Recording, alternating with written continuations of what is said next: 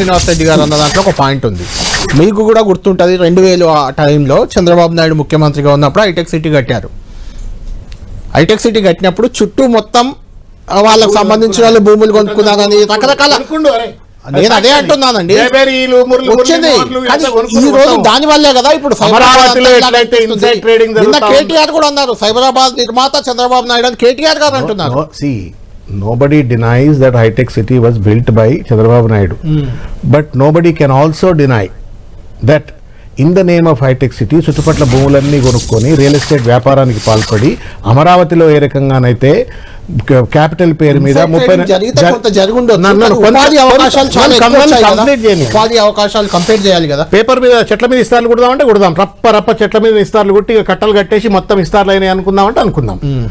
Let us talk some brass tacks. మా ఎన్నమన్నా మా అందరికి పెద్ద మనిషి ఆవేశం వయసు పెరిగింది కానీ ఎంత ఆవేశం మాత్రం ఏ మాత్రం తగ్గుతలేడు అన్నమన్నా. అన్న ఒక విషయం చెప్పే, మీరు ఎన్ని వేల కోట్ల రూపాయల బడ్జెట్ పెట్టిందన్న అర్బన్ డెవలప్మెంట్ కు ఈ సంవత్సరం? 8,000 పెట్టిండ్రు. 17,000 కోట్లు 25-26 సంవత్సరానికి 17,000 కోట్ల రూపాయల బడ్జెట్ పెట్టిండ్రు. ఈ 17,000 కోట్ల రూపాయల్లోనే హైదరాబాదు, ఇప్పుడు వీళ్ళు చెప్తున్నటువంటి ఒక సైబరాబాదు, వీళ్ళు కడతా అంటున్నటువంటి ఒక ఫ్యూచర్ సిటీ, మళ్ళా మొత్తం కూడా నగరాలు, కార్పొరేషన్లు, అన్నిటికీ ఎందుకన్నా మభ్యపెట్టి ప్రజలను మభ్యపెట్టి మోసం చేసి మీ రియల్ ఎస్టేట్ దందాల కోసం అనవసరమైన అన్న నన్ను కంప్లీట్ చేయాలి అన్న. మీరు పెద్ద మనుషులే, మీరు మాట్లాడని సేపు విన్నా కదనే మా అన్న మాట్లాడాకనే మాట్లాడతా.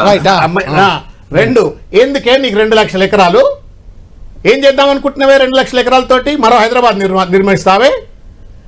ఈ దేశంలో ఎవరైనా 2 లక్షల ఎకరాల భూమి తీసుకొని నగర నిర్మాణం చేసిన పెద్ద మనిషి ఒక్కటి పేరు చెప్పాను. ఈ దేశం కాదు, ప్రపంచంలో. Cities happen over a period of time, they evolve. Hyderabad నగరం కూడా ఆ మూసీనది అవతల ఎక్కడన్నా చార్మినార్ మూసీనది అవతల ఉన్నటువంటి నగరం కాస్త స్లోగా ఎక్స్పాండ్ అవుతూ ఇవాళ ఈ స్థాయికి వచ్చింది. ఇవాళ 1 కోటి మంది జనాభాకి వచ్చిందంటే ఒక మొత్తం 100-200 సంవత్సరాల పాటు ఎక్స్పాండ్ అయిన హైదరాబాద్ నగర వైశాల్యానికి ప్రతిరూపంగా ఒక 2 లక్షల ఎకరాలు నువ్వు అక్కడ తీసుకొని నేను మరో ఫ్యూచర్ సిటీ నిర్మిస్తా అని చెప్పని ప్రజలను మభ్యపెట్టి తద్వారా మీరు రియల్ ఎస్టేట్ దందాలకు పాల్పడతా ఉంటే, బెదిరించి అదిరించి భూములను మీరు కబ్జాలు చేస్తూ ఉంటే ఇది తప్పు అంటే మళ్ళా ప్రతిపక్షం పైన బీఆర్ఎస్ పైన దాడి చేసే ప్రయత్నం కరెక్ట్ కాదు. ఎవడన్నా ఏమన్నా చేయని అన్నమన్నా, నువ్వు మాత్రం అనొద్దు. ఎందుకంటే నువ్వు తెలంగాణ ఉద్యమకారుడు.